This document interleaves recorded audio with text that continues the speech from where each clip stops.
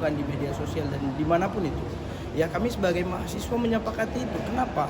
Karena itu mungkin bentuk rangkuman, bentuk dari penyatuan isu-isu yang ada di seluruh penjuru Indonesia. Nah memang 17+8 tidak menjawab kesejahteraan masyarakat karena memang bangsa ini punya banyak sekali masalah yang mungkin bisa ribuan isu atau kasus yang bakal diangkat. Oke, kamu? Ini kan dari 17+8 itu kan lebih banyak, mungkin kayaknya lebih dominan itu RUU perampasan aset sama tunjangan dari anggota DPR gitu. Ini yang banyak disorotin banget sama masyarakat gitu. Siap.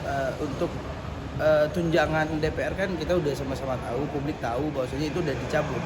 Nah sekarang kan terfokus pada itu tadi RUU perampasan aset. Nah, saya sebagai mahasiswa, sebagai masyarakat biasa ini bertanya-tanya kenapa lalu RUU perampasan aset ini nggak berani untuk disahkan ataupun dibahas. Saya kan heran apakah ini adalah permainan. Juga kita pernah melihat atau publik Indonesia tahulah waktu itu Bambang Pacul sebagai Ketua Komisi 3 pernah menyampaikan negosiasi, ada proses negosiasi di balik itu. Dan negosiasi itu dilakukan oleh para petinggi-petinggi partai atau pimpinan-pimpinan partai. Pertanyaannya apa arti demokrasi ini ketika memang harus ada negosiasi dulu baru dibahas dalam sidang paripurna. Oke, mungkin kamu seperti apa sih melihatnya 4 anggota dewan dinonaktifkan gitu, kayak Eko, Buya, Ahmad Sareni dan Naka Orba. Kamu sebagai mahasiswa seperti apa? Mungkin kalau saya sebagai mahasiswa melihat itu ya pantas mereka untuk menerima itu. Mereka pantas untuk dinonaktifkan walaupun nonaktif ini masih menjadi polemik ya. Apa yang dimaksud nonaktif ini dicabut atau hanya bersifat sementara, tapi ya saya rasa dari berbagai tingkah laku statement mereka di media ya wajar mereka mendapatkan itu. Tapi di sini saya juga ingin menyampaikan bahwa tidak wajar rumah mereka dijarah, tidak wajar rumah mereka dirusak, karena itu sudah lari dari konteks demokrasi. Ya.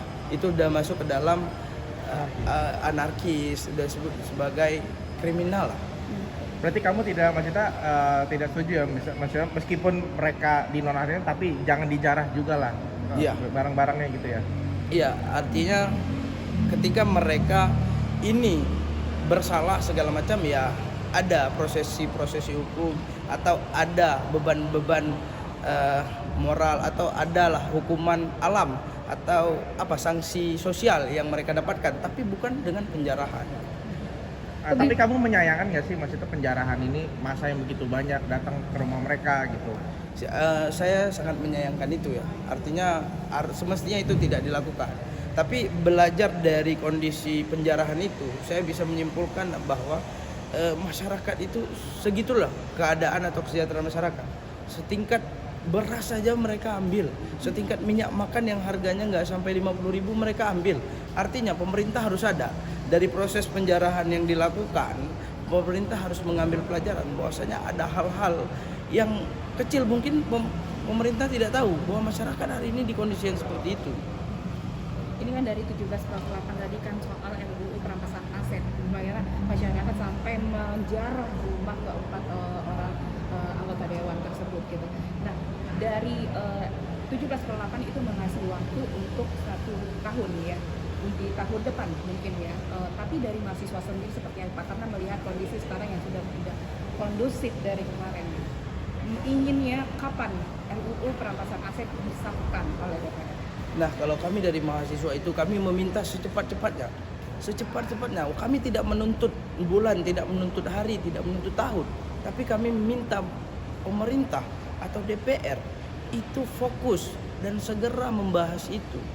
Kami bisa menunggu, nggak apa-apa. Masyarakat, saya rasa publik Indonesia mau menunggu, tapi harus ada kejelasan gitu. Rakyat selalu dipusingkan dengan atau selalu disuruh menunggu tapi tidak pernah ada kejelasan. Oke, mungkin dari BMSI sendiri kan tadi kan batal ya, apakah akan turun lagi besok mungkin menyuarakan lagi? Nah, kalau dari BMSI sendiri sebenarnya kami tidak pernah menyerukan aksi di hari ini. Kenapa? Karena yang mungkin informasi yang beredar itu adalah hoax. Nah, BMSI pernah menyerukan itu di hari Senin mungkin. Kenapa kami batalkan ya? Karena kondisi negara yang sedang tidak baik-baik saja. Nah kami mahasiswa itu tertuju pada poin tuntutan, menyampaikannya supaya dapat didengar, bukan untuk pada akhirnya membuat kerusuhan. Nah juga berbicara langkah selanjutnya, kapan kami akan turun segala macam, kami tetap akan mengawal segala isu-isu yang ada itu setidak-tidaknya ketika situasi kedaerahan, kenegaraan mulai membaik. Jika tidak juga disetujui RUU Perampasan Aset di tahun ini, apakah masyarakat akhirnya menjarah yang orang-orang yang korupsi? Mahasiswa sikapnya seperti apa? Akan mendukung? Saya rasa itu juga bukan hal yang benar, tetap bukan hal yang benar. Karena itu kriminal ya tadi. Nah sebagai mahasiswa ya kami tidak akan mendukung penjarahan itu. Ya kita tetap bakal melakukan demonstrasi. Kalau hari ini dengan massa 1.000 orang ya kita selanjutnya 2.000, 3.000 bahkan lebih dari itu. Langkah-langkah dari Pak Prabowo sendiri sejauh ini menurut kamu sudah tepat atau masih kontra dengan masyarakat? Kalau langkah Pak Prabowo sendiri yang kami nilai hari ini itu sudah benar. Namun masih perlu ada langkah-langkah lanjutan untuk menyelesaikan semua permasalahan yang ada. Di sini presiden harus paham dengan kondisi negara yang seperti ini. Mungkin ya sempat disampaikan oleh beberapa narasumber di dalam tadi bahwasanya presiden tidak cukup mendengar informasi dari satu pintu, tapi harus ada banyak pintu yang masuk gitu supaya presiden tahu. Saya yakin presiden nggak semua tahu tentang permasalahan yang ada. Gitu. Itulah kenapa mungkin ya sampai cuman segini aja. Nah, juga besar harapan kepada pihak istana untuk secepat mungkin mengambil tindakan-tindakan yang lebih serius lagi, lebih jauh lagi, karena kan hari ini baru 1 atau 2, 3 lah. Nah kalau dari mahasiswa sendiri mungkin ini kan yang 4 anggota dewan ini dinonaktifkan sementara ya.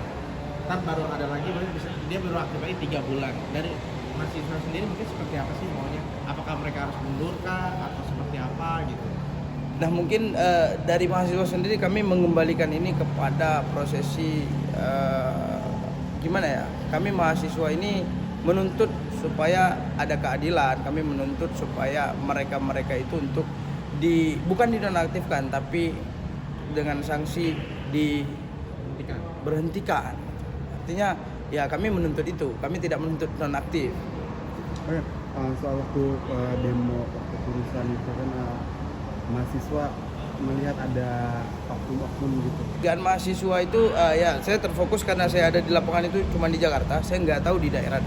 Tapi kalau di Jakarta sendiri ya kita sadar hari ini ada orang-orang atau oknum-oknum yang berbaur bersama mahasiswa yang menamainya sebagai buruh, mungkin menamai dirinya sebagai masyarakat yang lalunya memantik keributan, yaitu dengan membakar petasan, mengarahkan itu ke Fasilitas umum. Polda Metro Jaya atau dimanapun kami aksi. Ya, ada oknum-oknum seperti itu yang kami curigai karena kami nggak pernah menyiapkan petasan, kami nggak pernah menyiapkan batu. Mungkin kalau batu bisa diambil ya, tapi kalau petasan kan kita harus beli dulu. Nah mahasiswa tidak pernah mempersiapkan hal seperti itu, petasan.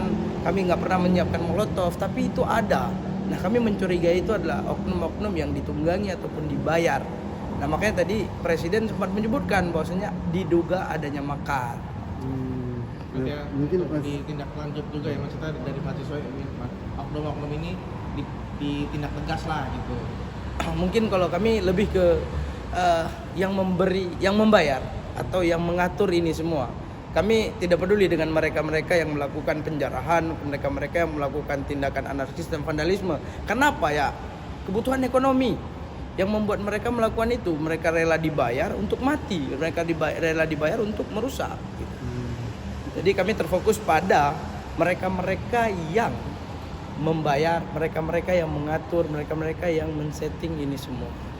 Tapi dari mahasiswa sendiri waktu itu ada komunikasi. Ini mahasiswa belum sempat berkomunikasi langsung karena kami nggak tahu yang mana mereka yang mana masyarakat, yang mana mereka yang dibayar untuk melakukan kerusakan.